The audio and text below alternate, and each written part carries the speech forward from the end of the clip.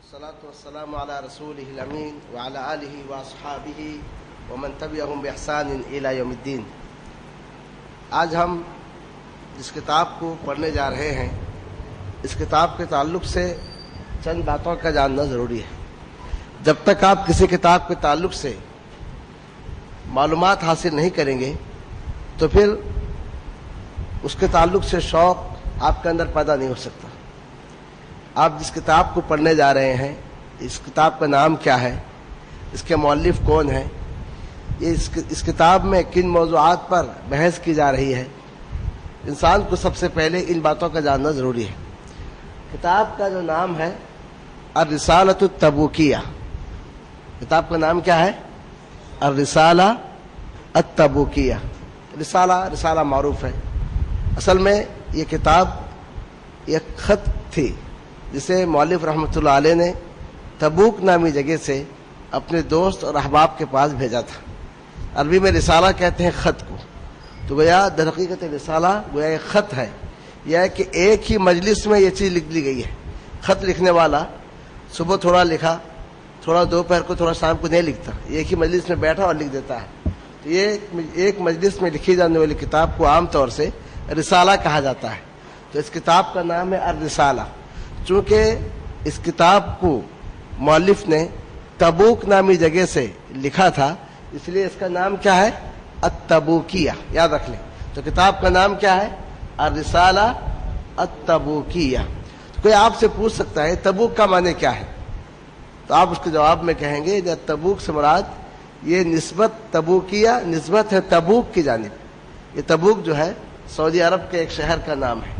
مؤلف رحمۃ اللہ علیہ کا تعلق چونکہ شام سے تھا، اور شام والے اس زمانے میں حج کرنے کے بعد مکہ پھر مدینہ پھر تبوک ہوتے ہوئے شام میں داخل ہوتے تھے، تو تبوک میں پہنچ کر انہوں نے یہ کتاب لکھی تھی، اس لیے اس کا نام کیا ہے؟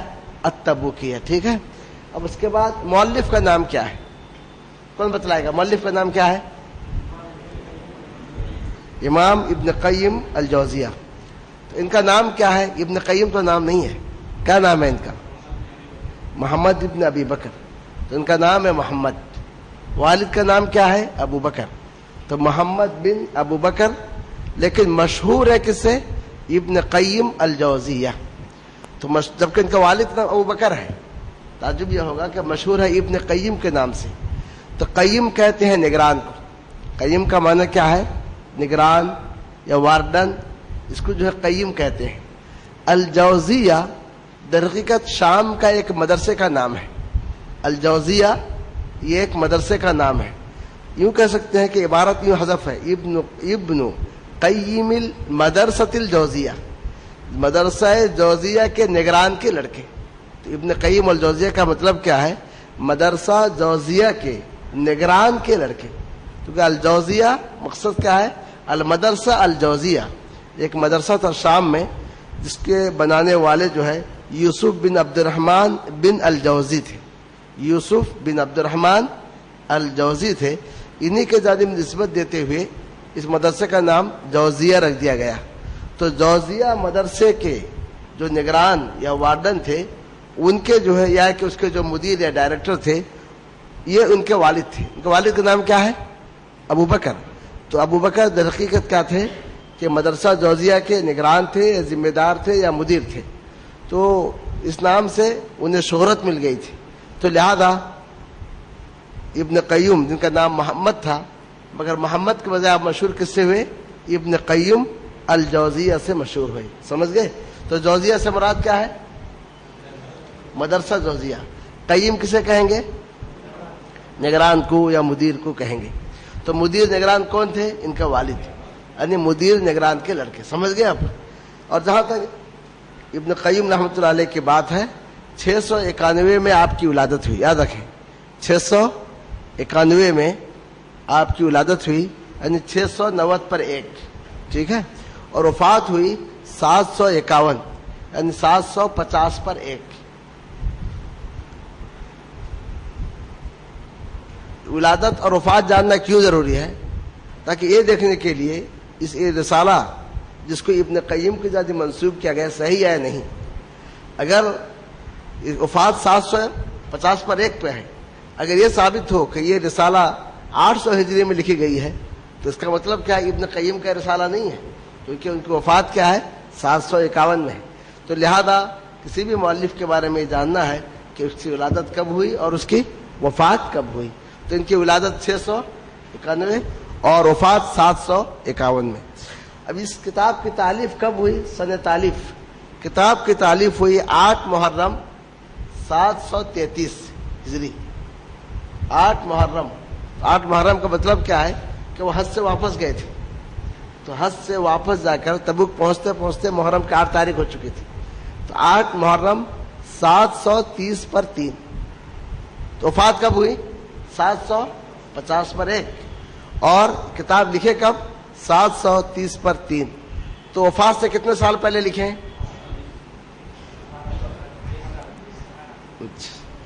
چلیے اب کتاب کا موضوع کیا ہے؟ ٹھیک ہے، یہاں تک جان لی کتاب کا نام کیا ہے، مؤلف کا نام کیا ہے، کس سن میں تالیف کی گئی، کتاب کا موضوع کیا ہے؟ تو کتاب کا موضوع یہ ہے السفر الی اللہ عز وجل، کہ اللہ عز وجل کی جانب سفر کی منزلیں کیسے طے کی جائیں۔ انسان مختلف جگہوں کی جانب سفر کرتا ہے، ہم اپنے علاقے سے مدراس آئے تو اس کے مختلف جو ہے محطات ہے، اسٹیشن ہے، اس انداز سے منزلیں طے کی گئیں۔ تو وہ مسافر جو اللہ عز و جل کی جانب سفر کرتا ہے تو وہ اپنے سفر کی منزلیں کس طرح طے کرے، تو اس کا موضوع ہے السفر الی اللہ عز و جل۔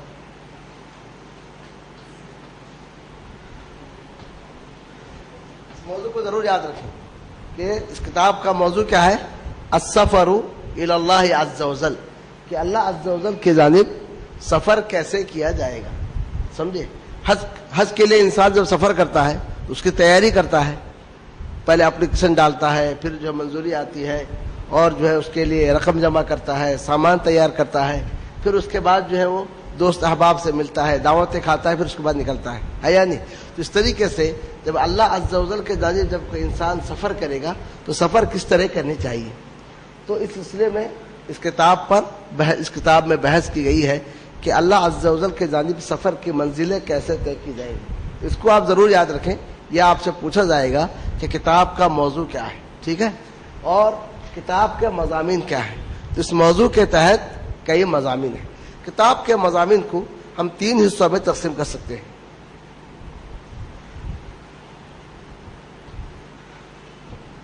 پہلا حصہ ہے مقدمہ، دوسرا ہے الہجرۃ الی اللہ، اور تیسرا ہے الہجرۃ الی رسول صلی اللہ علیہ وسلم۔ تو کتاب کے مضامین کو 3 حصے میں تقسیم کیجیے۔ پہلا حصہ مقدمہ ہے، کسی بھی کتاب میں سب سے پہلے مقدمہ لکھا جاتا ہے۔ دوسرا حصہ کیا ہے؟ اصل کتاب کو تقسیم کیا ہے؟ الہجرۃ الی اللہ، کہ اللہ کے جانب ہجرت کرنا، الہجرۃ الی رسول صلی اللہ علیہ وسلم، اور اس کے رسول کی جانب ہجرت کرنا۔ تو یہی ہے کتاب کا خلاصہ۔ اگر اتنا آپ جان لیے تو سمجھے کتاب کے بارے میں آپ کو واقفیت ہو گئی۔ بغیر پڑھے ہوئے بھی کتاب کے بارے میں آپ لیکچر دے سکتے ہیں۔ کوئی بھی آپ سے پوچھے تو آپ کہیں گے ہاں ہم کتاب کو جانتے ہیں، کتاب کا نام رسالہ تبوکیہ ہے، مؤلف کا نام ابن قیم الجوزیہ ہے، اصل نام محمد بن ابی بکر ہے، سن تالیف 733 ہے۔ کتاب کا موضوع کیا ہے؟ اللہ عز و جل کے جانب سفر کی منزلیں کیسے طے کی جائیں، اور کتاب کے یہ مضامین ہیں۔ تو شروع میں ایک مقدمہ ہے اور اس کے بعد 2 موضوع پر بحث کی گئی ہے، الہجرۃ الی اللہ، الہجرۃ الی رسولہ صلی اللہ علیہ وسلم، ٹھیک ہے۔ یہ چند باتیں جو ہے کتاب کے آغاز میں، یہ وہ چند باتیں تھیں جن کا بتانا کتاب کے آغاز میں ضروری تھی۔ تو سمجھ گئے ہوں گے انشاءاللہ۔ اب ہم اصل کتاب کو شروع کر رہے ہیں۔ مقدمہ میں عام طور سے، مقدمہ یا پیش لفظ جو بھی کہیں آپ، مقدمہ میں عام طور سے انسان کتاب لکھنے کا سبب بیان کرتا ہے کہ ہم جو کتاب لکھ رہے ہیں اس کتاب کو لکھنے کا سبب کیا ہے، کیا وجہ ہے کہ جس کی وجہ سے ہم ایک کتاب لکھ رہے ہیں، یا ہے کہ مقدمہ میں انسان ایسی باتیں لکھتا ہے جس کا تعلق اصل کتاب سے ہو۔ تو مقدمہ میں 2 باتیں ہوتی ہیں۔ آپ کہیں گے کہ ذبیح اللہ صاحب نے مجھ پہ اصرار کیا کہ میں آپ لوگوں کے لیے کتاب لکھوں، اس لیے کتاب لکھنے میں بیٹھ گیا۔ ایک وجہ یہ ہے۔ کبھی انسان کیا کہتا ہے نہیں کہ مقدمہ ایسا لکھتا ہے کہ میں جو لکھنا چاہ رہا ہوں اس کے لیے ضرورت ہے کہ آج کا دور مادی دور ہے، اس کی وجہ سے لوگ اللہ عز و جل سے غافل ہوتے جا رہے ہیں، دنیا میں منغمس ہیں، اس لیے میں نے جو ہے یہ کتاب لکھی ہے تاکہ لوگوں کو اللہ عز و جل کی جانب لوٹاؤں۔ تو اصل کتاب کو سامنے رکھتے ہوئے یا کہ کتاب لکھنے کے سبب کو سامنے رکھتے ہوئے انسان مقدمہ تحریر کرتا ہے، سمجھے؟ تو اس کتاب کے مقدمہ میں دونوں باتیں ہیں، اور مؤلف رحمۃ اللہ علیہ نے مقدمے کا آغاز کس سے کیا ہے؟ سورہ مائدہ کی ایک آیت سے کیا ہے، وَتَعَاوَنُوا عَلَى الْبِرِّ وَالتَّقْوَى وَلَا تَعَاوَنُوا عَلَى الْإِثْمِ وَالْعُدْوَانِ وَاتَّقُوا اللَّهَ إِنَّ اللَّهَ شَدِيدُ الْعِقَابِ۔ اس کو آپ دیکھیں۔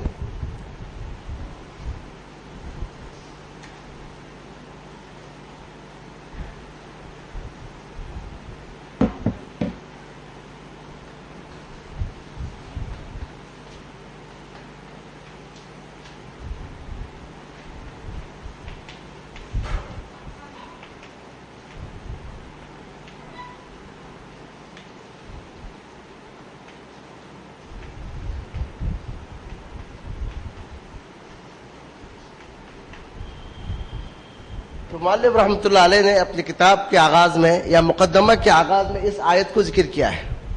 قبل اس کے کہ میں آپ کے سامنے بیان کروں مقدمہ کو، یہ بات آپ جان لیں کہ سلف صالحین کی تحریر آج کے دور کی تحریر سے مختلف ہوتی ہے۔ آج کے دور میں ایک ٹاپک کو لیتے ہیں، اس سے ہٹتے نہیں ہیں، اسی ٹاپک پر جو ہے بیان کرتے ہوئے جاتے ہیں۔ سلف صالحین کا طریقہ وہ نہیں تھا، موضوع کے ساتھ میں جو باتیں آتی ہیں اس ساری باتوں کو بیان کرتے ہوئے جاتے ہیں، الفاظ کے معنی، ان الفاظ سے اور کون سے معنی، اس سے متعلق جو باتیں ہیں، ان ساری کی ساری باتوں کو بیان کرتے ہوئے چلتے ہیں۔ تو یہ ہے مقدمہ، وَتَعَاوَنُوا عَلَى الْبِرِّ وَالتَّقْوَى وَلَا تَعَاوَنُوا عَلَى الْإِثْمِ وَالْعُدْوَانِ وَاتَّقُوا اللَّهَ إِنَّ اللَّهَ شَدِيدُ الْعِقَابِ۔ اس کا معنی کیا ہے؟ بر اور تقوی پر ایک دوسرے کا تعاون کرو، گناہ اور زیادتی پر ایک دوسرے کا تعاون نہ کرو، اور اللہ سے ڈرو، یقیناً اللہ سخت سزا دینے والا ہے۔ سمجھ گئے؟ اب میں آپ سے یہ پوچھتا ہوں، میں نے آپ سے کہا کہ مقدمہ میں دو باتوں کا لحاظ رکھا جاتا ہے، یا تو کتاب لکھنے کی وجہ کیا ہے، یا کہ کتاب کا جو اصل مضمون ہے اس سے کیا تعلق ہے۔ تو اصل مضمون کا آپ کو معلوم ہو گیا۔ اب یہ بتلائیں کہ اس آیت کا اس مقدمے سے کیا تعلق ہے، کون بتلائیں گے؟ ہاں، دو باتیں ہیں، بتائیے شیخ۔ پہلی بات کیا ہے کہ کتاب لکھنے کی وجہ کیا ہے؟ تو وجہ یہ ہے تعاون، تو لوگوں کا آپس میں تعاون کرنا ہے، کہ کتاب اس لیے لکھیں تاکہ وہ لوگوں کا تعاون کریں، کس میں؟ اس مضمون تک پہنچنے کے لیے کہ اللہ کے جانب سفر کیسے کیا جائے گا۔ اور دوسری بات یہ ہے کہ سفر الی اللہ عز و جل کے لیے ضروری ہے کہ ہم جو ہے تعاون، ایک دوسرے کا تعاون کریں، بغیر تعاون کے سفر نہیں کر سکتے۔ تو لہٰذا اللہ عز و جل کی جانب سفر کرنے کے لیے بھی تعاون چاہیے، اور میں نے جو یہ کتاب لکھی ہے یہ آپ حضرات کے تعاون کے لیے۔ ایسے ہی بہت سارے کتابوں میں لکھا ہے، جیسا شیخ بن باز رحمۃ اللہ علیہ کسی بھی کتاب کو لکھتے ہوئے شروع میں کہتے ہیں کہ میں نے الدین النصیحہ، کہ دین خیر خواہی کا نام ہے، تو مسلمانوں کی خیر خواہی کے لیے میں نے یہ کتاب لکھی ہے۔ تو کتاب لکھنے کی وجہ کیا بتاتے ہیں وہ؟ الدین النصیحہ۔ تو اس طرح سے انہوں نے کہا ہے کہ کتاب لکھنے کی وجہ یہ آیت ہے کہ وہ تعاونوا علی البر والتقوی، اللہ تعالیٰ نے فرمایا کہ بر اور تقوی پر ایک دوسرے کا تعاون کرو، کیونکہ اللہ عز و جل کے جانب سفر کرنا یہ بر اور تقوی ہے۔ تو اس جانب رہنمائی کرنے کے لیے تو میں نے کتاب لکھی ہے، سمجھ گئے مقصود؟ تو گیا اس آیت کا کتاب سے گہرا تعلق ہے۔ تو وہ کہہ رہے ہیں کہ عامت المسلمین کی رہنمائی کرنے کے لیے، ان کے تعاون اور ان کے مدد کے لیے میں نے کتاب لکھی ہے۔ پھر آگے یہ بھی ہے کہ جو سفر ہے الی اللہ عز و جل، اس کے لیے بھی آپس میں تعاون چاہیے۔ ٹھیک ہے؟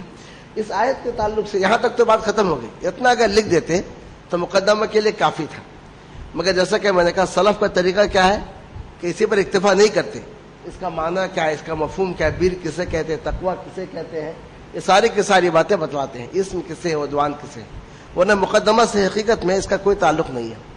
تو یہاں پر مؤلف رحمۃ اللہ علیہ نے کہا کہ یہ آیت جو ہے بڑی اہم آیت ہے۔ اس آیت میں سعادت کی ساری باتیں رکھ دی گئی ہیں۔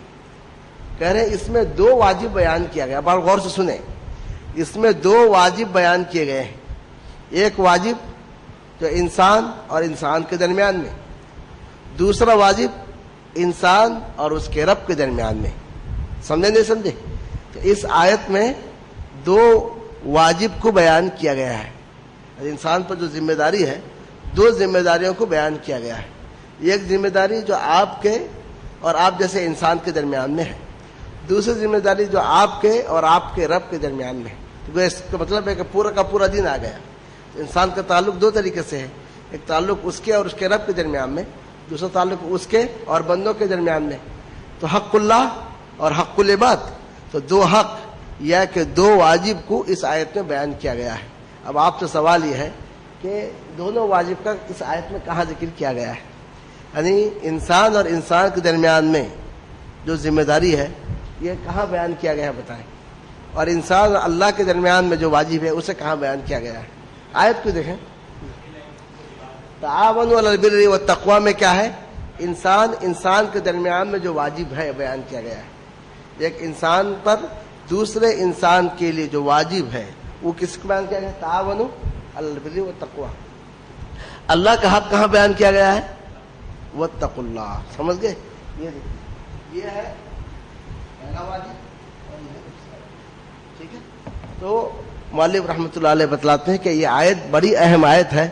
سعادت کے سارے انواع اور اقسام اس آیت میں بیان کیے گئے ہیں، کیونکہ اس آیت میں پہلے بندہ اور بندے کے درمیان میں جو واجب ہے، جو حق ہے، اس کو بیان کیا گیا ہے.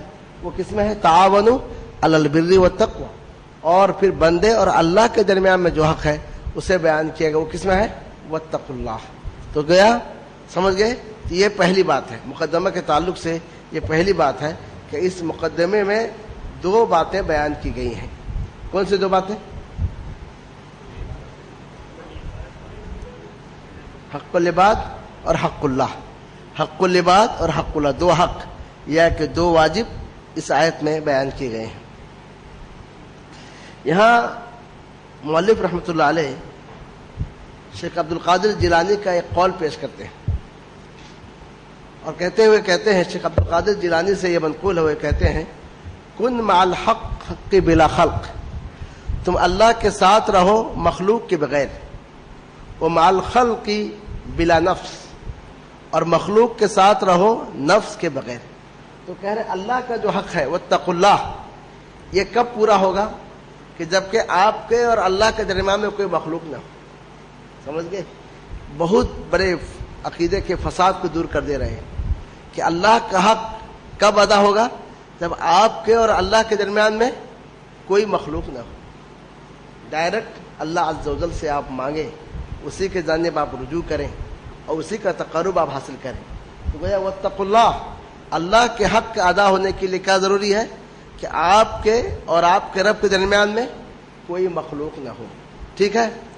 اور بندے کا حق پورا کب ہوگا؟ جبکہ آپ کے اور آپ کے بھائی کے درمیان میں آپ کا نفس نہ ہو. آپ کے اور آپ کے بھائی کے درمیان میں آپ کا نفس نہ ہو. ہوتا یہ ہے کبھی آپ کسی سے ملتے ہیں، اچھے انداز سے بات کرتے ہیں، لیکن نفس میں کوئی اور بات ہوتی ہے کہ اس سے فائدہ اٹھانا ہے، تو کتنا فائدہ ہوگا وہی حساب سے آپ بات کریں گے. نہیں، بے لوث ہو کر، اپنے نفس سے بلند ہو کر اپنے بھائی کا تعاون کریں. لیکن اگر سینے میں کوئی بات پہلے سے ہے اس سے کتنا فائدہ اٹھائیں گے وہ لحاظ سے تعاون کرنا ہے، تو آپ کھل کر تعاون نہیں کر سکتے. تو تعاون کرتے ہوئے بے لوث ہو کر اور بے نفسی کے ساتھ آپ تعاون کریں. تو یہ قول اس میں لکھا ہوگا، دیکھیں گے آپ، کن مع الحق بلا خلق، کہ آپ اللہ کے ساتھ رہیں بغیر مخلوق کے، یعنی آپ کے اور اللہ کے درمیان میں کوئی مخلوق حائل نہ ہو، اور آپ جو ہے مخلوق کے ساتھ رہیں بغیر نفس کے. تو اس آیت پہ دوبارہ سنیں.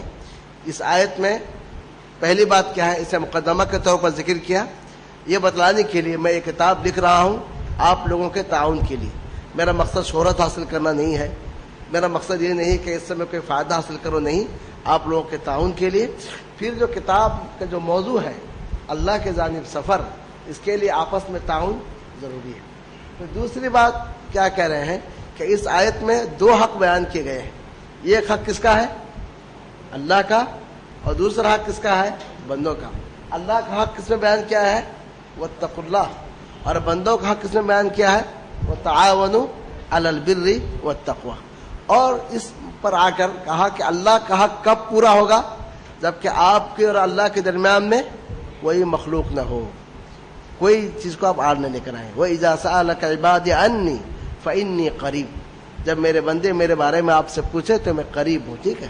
اور اس طریقے سے بندوں کے حق ادا کرنے کے لیے کیا ہو؟ آپ کے اور جو ہے بندے کے درمیان میں وہی نفس نہ ہو. ٹھیک ہے. اسی کے ساتھ جو ہے ایک بات اور آپ جان لیں کہ بر کسے کہیں گے اور تقوی کسے کہیں گے. کیا پوچھیں کہ بر کسے کہیں گے اور تقوی کسے کہیں گے؟ دیکھیے وتعاونوا علی البر والتقوی، اور تم تعاون کرو کس پر؟ تعاون کرو بر پر اور تقوی پر. ٹھیک ہے. تو یہاں مؤلف جو ہے بر کا معنی پوچھتے ہیں کہ بر کا معنی کیا ہے، تقوی کا معنی کیا ہے، اسم کا معنی کیا ہے، ایمان کا معنی. اس کو آپ اب مؤلف اس کی تصریح کر رہے ہیں کہ بر کا معنی کیا ہے اور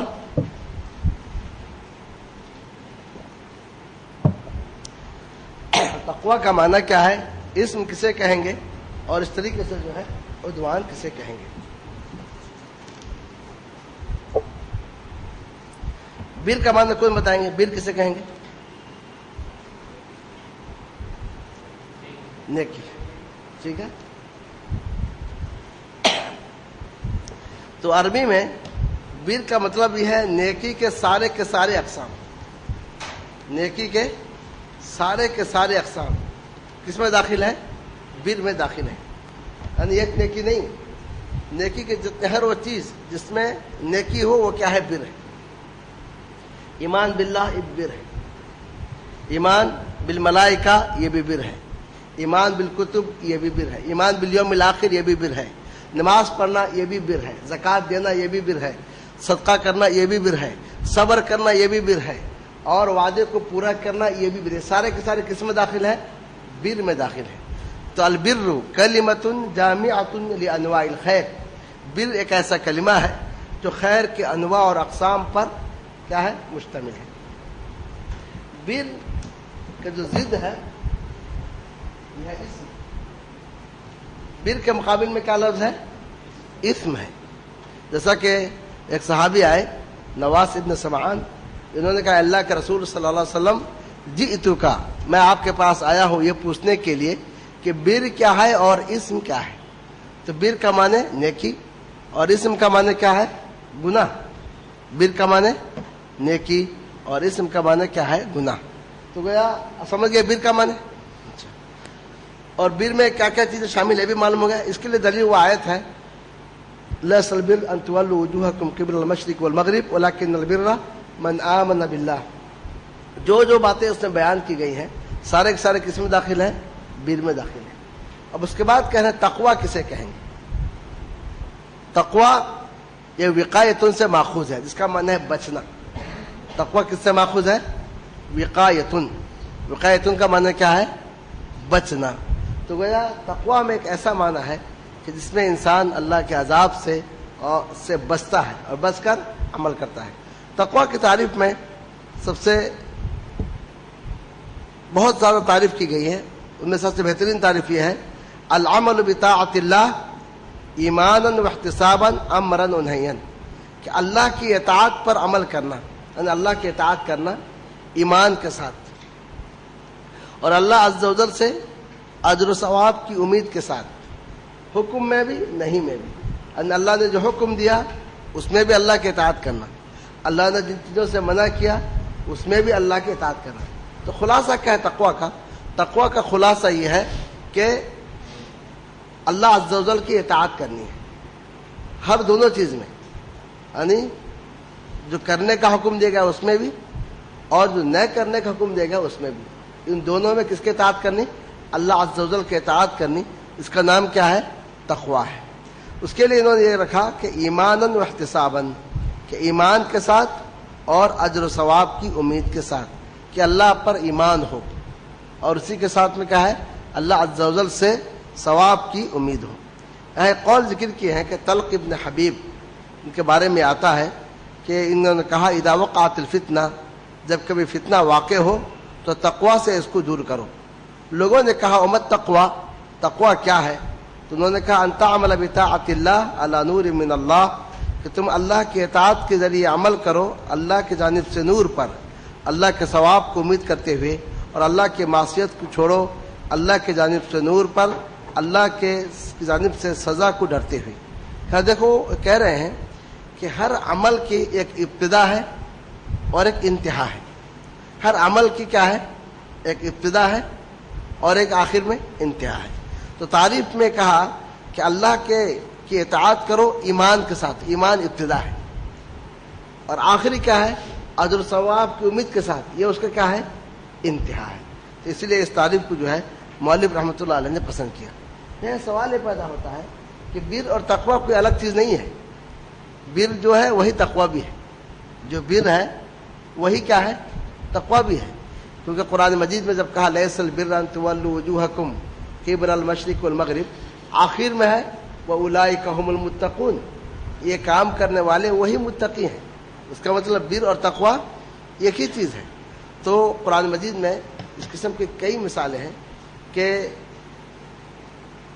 ایک لفظ کا جو معنی ہے دوسرے لفظ کا بھی وہی معنی ہے۔ تو کبھی دونوں، جیسا اسلام اور ایمان دونوں ایک ہی چیز ہیں، ایمان اور عمل صالح دونوں ایک دوسرے میں داخل ہیں، لیکن کبھی کیا کیا جاتا ہے دونوں کو ملا کر ایک جگہ ذکر کیا جاتا ہے، کبھی الگ الگ ذکر کیا جاتا ہے۔ مثلا اگر کہیں صرف اسلام کا ذکر کیا گیا تو اس میں اسلام بھی داخل ہے، ایمان بھی داخل ہے۔ اگر کہیں پر صرف ایمان کا ذکر کیا گیا تو ایمان بھی داخل ہے، اسلام بھی داخل ہے، لیکن دونوں کو ایک ہی جگہ ذکر کیا گیا۔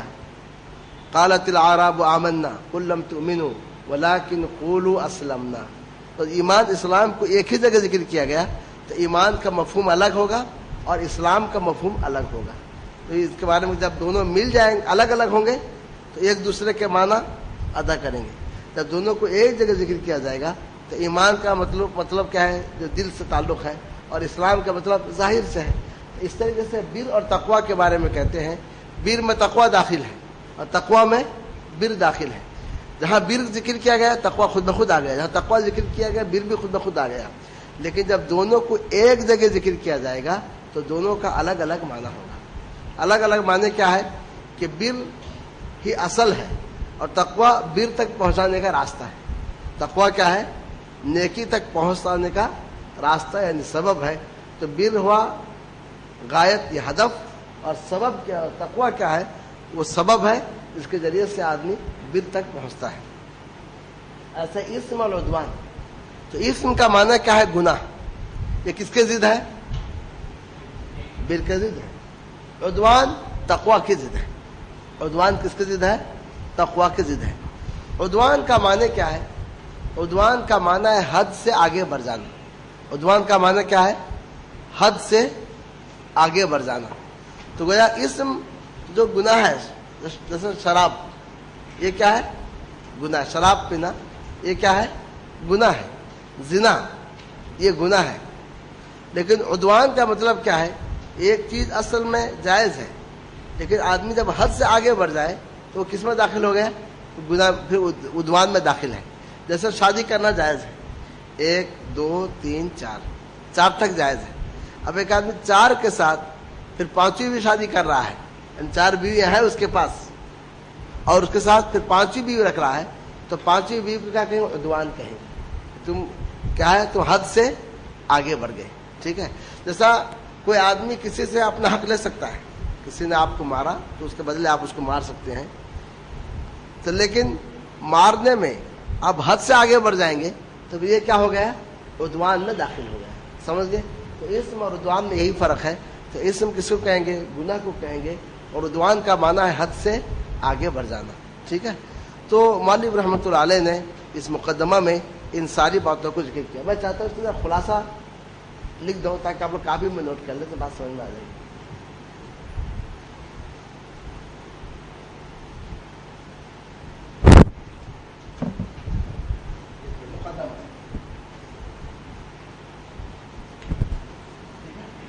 مقدمہ کے لیے آیت کون سی انتخاب کی؟ وتعاونوا على البر وتعاونوا على البر والتقوى. اور یہ آیت پوری یاد ہے آپ لوگوں کو، آخر میں واتقوا اللہ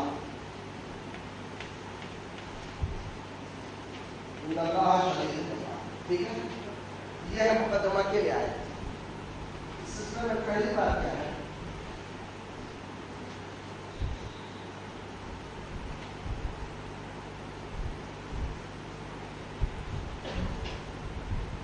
حق اللہ اور حق العباد. اس میں کیا ہے؟ حق اللہ اور حق العباد بیان کیے گئے. یا کہیں دو واجب بیان کیے گئے ہیں، ایک بندہ اور بندے کے درمیان میں، ایک بندہ اور اللہ کے درمیان میں. حق اللہ کا تعلق اس سے ہے اور تقوی اللہ سے ہے. حق العباد کا تعلق اس سے ہے اور تعاونوا علی البر والتقوی. دوسری بات کیا ہے؟ معنی البر ومعنی التقوی. بر کا معنی کیا ہے اور تقوی کا معنی کیا ہے؟ تیسری بات کیا ہے؟ معنی الاسم ومعنی العدوان. اسم کا کیا معنی ہے اور عدوان کا کیا معنی ہے؟ یہ ساری باتیں کس سے بیان کی گئی ہیں؟ مقدمہ میں بیان کی گئی. ٹھیک ہے، سمجھیے. تو گویا دوبارہ آپ سنیں کہ یہ آیت تعاون علی البر والتقوی ولا تعاون علی الاثم والعدوان ہے. تو اس میں دو واجب بیان کیے گئے ہیں. کون سے دو واجب ہیں؟ بولے.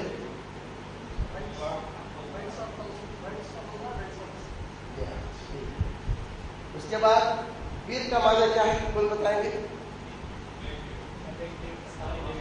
نیکی کے سارے اقسام. تقوی کا معنی کیا ہے؟ اللہ کی اطاعت. تقوی کا معنی کیا ہے؟ اللہ کی اطاعت. کتاب تفسیر ہے کہ اللہ کی اطاعت کرنا ایمان اور احتساب کے ساتھ. ایمان کے ساتھ کرنا، کیونکہ ایمان سے جب عمل قبول نہیں. پھر احتساب کا مطلب کیا ہے؟ ثواب کی امید کے ساتھ اللہ عز و جل کے ساتھ. یہیں سے صوفیہ پر رد ہے کہ بہت سارے صوفی کہتے ہیں کہ ہم جو عمل کرتے ہیں اس پر جو ہے ثواب وغیرہ کی کوئی امید نہیں، بلکہ مومن جو بھی عمل کرتا ہے وہ اللہ عز و جل سے ثواب کی امید کے ساتھ عمل کرتا ہے. پھر اس کے بعد بر اور تقوی جب دونوں ایک ہی جمع ہوئے تو اس کا مطلب کیا ہے؟ بر ہی اصل ہے اور تقوی بر تک پہنچانے والا راستہ ہے. اسم اور عدوان، تو اسم اس کی ضد ہے، بر کی ضد ہے. اور عدوان کا معنی کیا ہے؟ حد سے آگے بڑھنا. اسم کی ایک مثال دیجیے. ہاں، شراب اور ہاں شرک، زنا. عدوان کی مثال کیا ہے؟ ہاں، اس چیز میں حد سے آگے بڑھنا. مثال کیا ہے؟ جیسے کسی کے پاس 4 بیویاں ہیں پھر بھی وہ کیا کر رہا ہے؟ 5 چیزوں شادی کر رہا ہے. تو یہ ساری باتیں کیا ہے؟ مقدمہ میں ہے. ٹھیک ہے، اب اس کے بعد اصل کتاب شروع کر رہے ہیں. ممکن آپ کو کوئی پوچھے تعاون علی البر والتقوی میں 2 واجب کیا ہے؟ کوئی آپ سے پوچھے کہ بر کا معنی کیا ہے، تقوی کا معنی کیا ہے، اسم کا معنی، عدوان کا معنی کیا ہے، ان ساری باتوں کا جواب.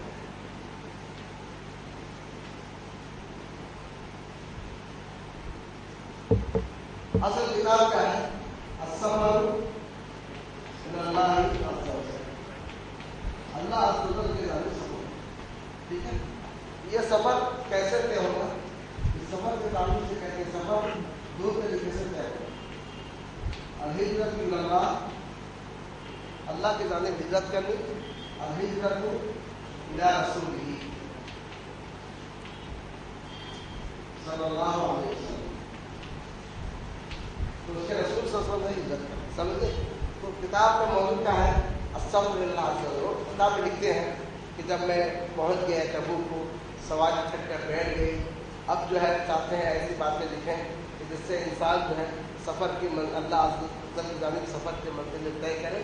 پھر یہ کہتے ہیں اللہ عز و جل کی جانب سفر کی منزلیں جو طے ہوں گی دونوں طریقے سے. وہ اس طریقے سے اللہ کی جانب ہجرت کرنے سے اور اللہ کے رسول صلی اللہ علیہ وسلم ہجرت کرنے. سمجھتے؟ اب یہاں سے کتاب شروع کیا. اب اس سلسلے میں سب سے پہلی بات بتایا ہے کہ ہجرت کی قسمیں.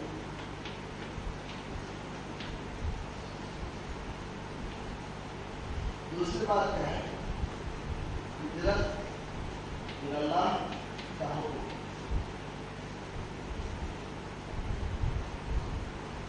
تو ہجرت کی دو قسمیں ہیں. ہجرت کی دو قسمیں ہیں. پہلی قسم کیا ہے؟ انسان اپنے بدن کے ساتھ یا جسم کے ساتھ ہجرت کرے. وہ کیسے؟ بلاد کفر سے بلاد اسلام کی جانب ہجرت کرے. دوسری ہجرت کیا ہے؟ انسان دل سے ہجرت کرے. دوسری ہجرت کیا ہے؟ انسان دل سے ہجرت کرے. تو ہجرت کی دو قسمیں ہیں. ہجرت بدن سے، ہجرت کس سے ہے؟ دل سے. ایک ہے بدن سے ہجرت کرنا اور دوسرا کیا ہے؟ دل سے ہجرت کرنا.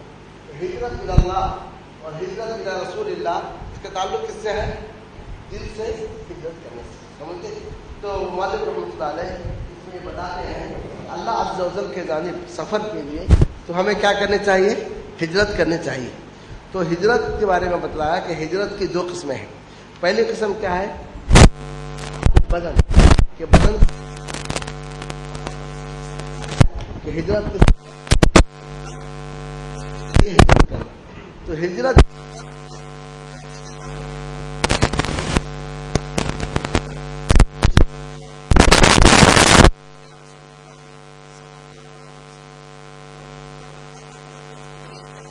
نبی کریم صلی اللہ علیہ وسلم نے فرمایا والمہاجر من ہاجر ما نہى اللہ عنہ.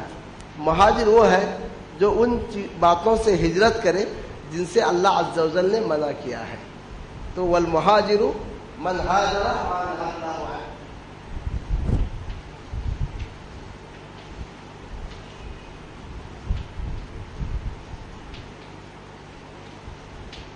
تو کہتے ہیں کہ مہاجر وہ ہے جو ان چیزوں سے ہجرت کرے جن سے اللہ تعالیٰ نے منع کیا ہے. سمجھ گئے؟ تو اس کا مطلب دل سے ہجرت ہونا، ایک چیز کو چھوڑ کر ایک چیز کی جانب ہجرت کرنا. تو اس کو آپ سمجھ لیں کہ اللہ عز و جل کی جانب جو سفر ہے یہ کیسے طے ہوگا؟ ہاں بتلائیے. اللہ عز و جل سفر کیسے طے ہوگا؟ ہجرت سے. ہجرت کا معنی مائگریشن، چھوڑنا. اب آپ مدراس سے اگر مکہ جائیں گے، ایسا تو نہیں ہوگا آپ مدراس میں بیٹھے ہوئے اور مکہ پہنچ جائیں. ہو سکتا ہے کیا؟ آپ مدراسی میں ہو پھر مکہ پہنچ گیا، ہو سکتا ہے کیا؟ اللہ کہ مکہ کو یہاں لے کے آیا جائے تبھی ہو سکتا ہے. نہیں تو گویا دنیا میں بھی ایک جگہ سے دوسرے جگہ جانے کے لیے وہ جگہ چھوڑنا ہی پڑے گا. اسی لیے وہ کہتے ہیں کہ اللہ عز و جل کے جانب سفر کے لیے ہجرت ضروری ہے. ہجرت کا مطلب کیا ہے؟ ایک جگہ سے آگے جانا ضروری ہے. مگر وہ کہہ رہے ہیں ہجرت کی دو قسم ہے. ایک قسم وہ ہے جس کا تعلق بدن سے ہے اور دوسری قسم وہ ہے جس کا تعلق دل سے ہے. جس کا تعلق بدن سے ہے وہ کیا ہے؟ ایک ملک سے دوسرے ملک یعنی کفر سے اسلام کی جانب، یعنی ملک کفر سے ملک اسلام کی جانب سفر کرنا. لیکن جو قلب ہے اس کا تعلق کس سے ہے؟ الہجرت الی اللہ، الہجرت الی رسول اللہ صلی اللہ علیہ وسلم. اور اس کے ساتھ میں یہ بھی بتاتے ہیں ہجرت الی اللہ کی اہمیت بتلاتے ہیں. لکھتے ہیں کہ کتنے افسوس کی بات یہ ہے کہ آج لوگ جو ہے ایک ملک سے دوسرے ملک کی جانب ہجرت پر کتابیں لکھتے ہیں، تقریر کرتے ہیں، اس پر بہت کچھ بیان کرتے ہیں، لیکن جو دل سے ہجرت کرنا ہے اس پر کوئی بات ہی نہیں کر رہا ہے، اس پر کوئی قلم ہی نہیں اٹھا رہا ہے. جبکہ ہجرت بالبدن جو ہے یہ فرض عین نہیں ہے، لیکن ہجرت بالقلب جو ہے یہ کیا ہے؟ فرض عین ہے. وہ بھی ہر وقت میں، یعنی ایک ملک سے دوسرے ملک کو سفر کرنا ہے ایک مخصوص حالات میں، جبکہ اس ملک میں آپ دین پر عمل نہیں کر سکیں تو مخصوص حالات میں. لیکن جو ہجرت بالقلب ہے، دل سے ہجرت کرنا، یہ ہر حال میں ہر لمحہ انسان کو چاہیے وہ جو سفر کرتا رہے. اور اس کے بعد یہ کہتے ہیں لا الہ الا اللہ کا تقاضا کیا ہے؟ کہ الہجرت الی اللہ. لا الہ الا اللہ کا تقاضا کیا ہے؟ الہجرت الی اللہ. اور محمد الرسول اللہ کی جو گواہی ہے اس کا تقاضا کیا ہے؟ الہجرت الی رسول اللہ. پھر ساتھ میں یہ بھی کہتے ہیں ان دونوں ہجرتوں کے تعلق سے قبر میں بھی پوچھا جائے گا اور انہی کے تعلق سے کل قیامت کے روز بھی پوچھا جائے گا. قبر میں پوچھا جائے گا من ربک، تیرا رب کون ہے؟ تو اگر اللہ کی جانب ہجرت کیا ہو تبھی آپ بتائیں گے کہ میرا رب اللہ ہے. قبر میں پوچھا جائے گا یہ کون ہے جس پر تم ایمان لائے تھے، یا کہ یا تمہارا رسول کون ہے، تو وہ کب ہوگا؟ الہجرت الی رسول اللہ. اور کل قیامت کے روز پوچھا جائے گا ماذا کنتم تعبدون، تم کیا عبادت کرتے تھے، ماذا اجبتم المرسلین، تم نے رسولوں کا کیا جواب دیا ہے. اس سے معلوم ہوا کہ الہجرت الی اللہ، الہجرت الی رسول اللہ، یہ دونوں جو ہے فرض عین ہے، اور ہر لمحہ انسان کو چاہیے ان دونوں ہجرت کے لیے تیار رہے اور ہجرت کرتا رہے. ٹھیک ہے، تو دوبارہ آپ خلاصہ سن لیں. خلاصہ یہ ہے کہ یہ جو کتاب الرسالہ التبوکیہ ہے، تو یہ کتاب کو امام محمد ابن ابی بکر جو ابن قیم الجوزیہ کے نام سے مشہور تھے، انہوں نے اس کتاب کو حج کے بعد تبوک کے جانب جاتے ہوئے لکھا ہے. اور اس کتاب کا موضوع کیا ہے؟ اللہ عز و جل کے جانب سفر کیسے طے کیا جائے. ٹھیک ہے، کتاب سے پہلے انہوں نے مقدمہ لکھا. مقدمہ کا آغاز کس سے کیا؟ وَتَعَاوَنُوا عَلَى الْبِرِّ وَالتَّقْوَى وَلَا تَعَاوَنُوا عَلَى الْإِثْمِ وَالْعُدْوَانِ. اور اس دن نے بتلایا کہ اس میں دو حق بیان کیے گئے ہیں، ایک اللہ کا حق اور دوسرا حق کس کا ہے؟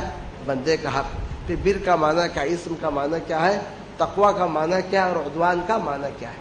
یہ وہ علم ہے جو آپ کو اس مقدمہ سے حاصل ہوا. اور یہ بھی بتلایا اللہ کا حق کیسے پورا ہوگا، جب آپ کے اور اللہ کے درمیان میں کوئی مخلوق نہ ہو. اور بندوں کا حق کب پورا کریں گے؟ جب آپ اپنے نفس سے بلند ہو کر اپنے جیسے انسان کا آپ تعاون کریں گے. ٹھیک ہے، پھر اصل کتاب کے بارے میں بتلایا کہ سفر الی اللہ کی منزلیں کیسے طے کی جائے. اس سلسلے میں میں جو ہے یہ کتاب لکھ رہا ہوں. اور یہ بتلایا کہ سفر کے لیے ہجرت ضروری ہے. بغیر ہجرت کے کوئی سفر ہو نہیں سکتا، جگہ چھوڑنا پڑے گا تبھی آپ سفر کریں گے. تو اللہ عز و جل کے جانب سفر کرنے کے لیے بھی ہجرت چاہیے.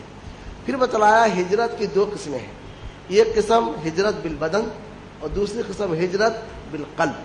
جو ہجرت بالبدن ہے تو کہا اس سے اہم کیا ہے؟ ہجرت بالقلب ہے.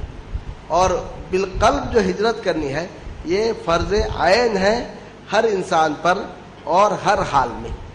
پھر اس کے بعد یہ بتلایا کہ دل سے جو ہجرت کرنی ہے اس کی دو قسم ہے، ایک اللہ کی جانب ہجرت کرنا اور دوسرا اللہ کے رسول کے جانب ہجرت کرنا. تو ان دونوں ہجرت کی اہمیت بتلائی کہ اللہ کے جانب ہجرت کرنا یہ لا الہ الا اللہ کا تقاضا ہے. جب آپ نے لا الہ الا اللہ کی گواہی دی اور آپ نے کہا اشہد ان لا الہ الا اللہ، تو ہجرت الی اللہ آپ پر ضروری ہے. جب آپ نے کہا اشہد ان محمد رسول اللہ، تو ہجرت الی رسول اللہ آپ پر ضروری ہے. پھر یہ وہ دو ہجرتیں ہیں جس کے تعلق سے قیامت کے روز پوچھا جائے گا اور قبر میں بھی پوچھا جائے گا. تو اس لیے ان دونوں ہجرتوں کے بارے میں جاننا جو ہے ہر مسلمان پر ضروری ہے. اسی پر ہم اکتفا کرتے ہیں. صلی اللہ تعالی علی النبی الکریم وعلی آلہ واصحابہ ومن تبعہم باحسان الی یوم الدین. سوال ہے؟ جو کچھ سنے ہیں آپ اس پر کوئی سوال ہے تو کر سکتے ہیں. تو آپ دیکھیں ہجرت کا لفظ کیوں استعمال کیا. ایک سوال ہے، وہ کہہ سکتے تھے کہ اللہ تک پہنچنے کے لیے اللہ اور اس کے رسول کے اطاعت چاہیے. یہی مقصد ہے نا کہ اللہ کے اطاعت کریں، اللہ کے رسول کے اطاعت کریں، یہی مقصد ہے. اس کے لیے ہجرت لفظ کیوں استعمال کیا، کون بتلائیں گے؟ اللہ تک پہنچنے کے لیے کیا چاہیے؟ اس کے اطاعت کرنی ہے، اللہ کے اطاعت، اس کے رسول کے اطاعت. تو مولوی رحمۃ اللہ علیہ نے لفظ ہجرت کیوں استعمال کیا؟